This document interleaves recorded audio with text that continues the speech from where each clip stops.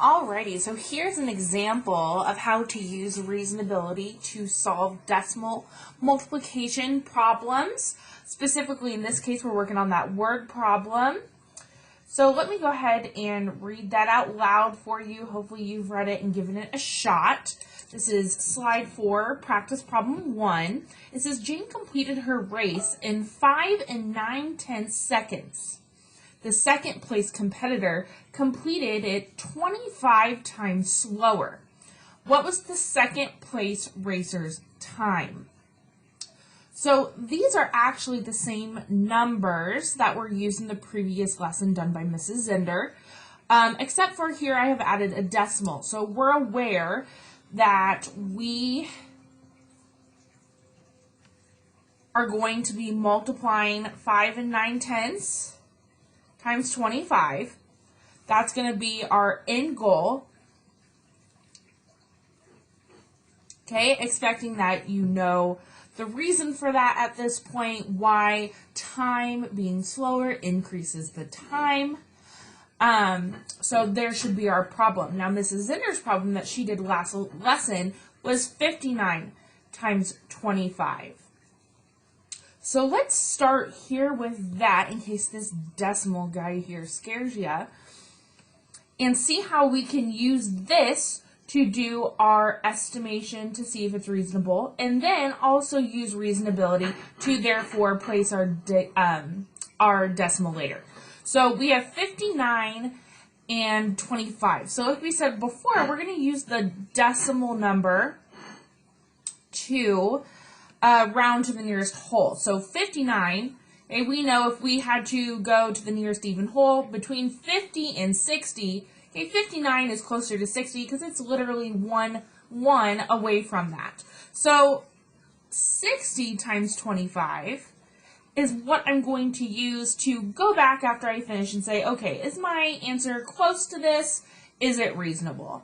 So I'm looking at 25 60s or 60 25s. Okay, up to you how you do that. Again, Mrs. Zinder's last video before this were the two strategies you could do that. I am going to go ahead and just use traditional algorithm. So 60 times 25. Little review here of traditional algorithm.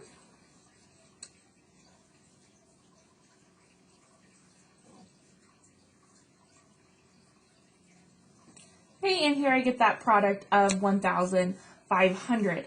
So I know that my problem is going to be in this range. Specifically, it's going to have around 4 digits because it's not going to be in the thousands because, well, it could possibly be in the thousands, but most likely not because we're going to have a decimal somewhere. Okay, and if we even put the decimal here, it'd be in the hundreds, where our whole numbers would be. So then let's go ahead and do the 59 and 25 exactly and see if it matches up here with this product that we use to estimate. Okay, so I'm going to move up here a little bit, and this time I'm going to do 59 times 25.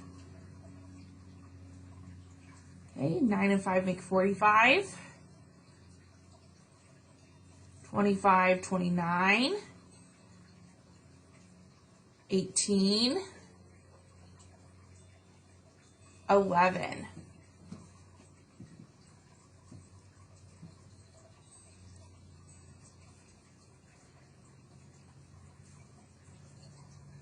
Okay, so for that product, okay, I got 1,475. I noticed that it's very close.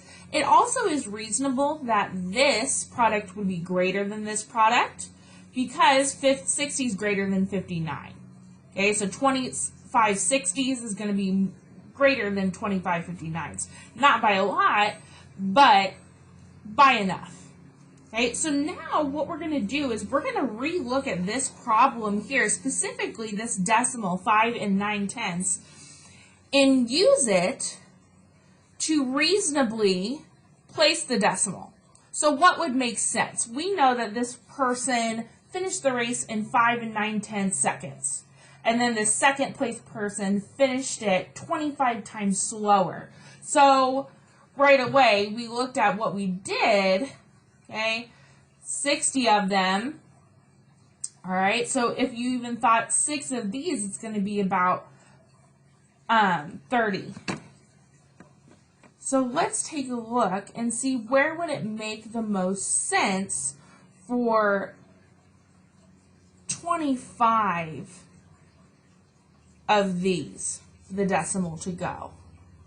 Okay, and what I meant, not 30, but what I meant is that even 25 4 25s would be $1. So that'd be 100, right? So even here and here, where would it make the most sense to go? And that would be reasonably here. So this person, the second place person, completed that race in 147 and 5/10 seconds.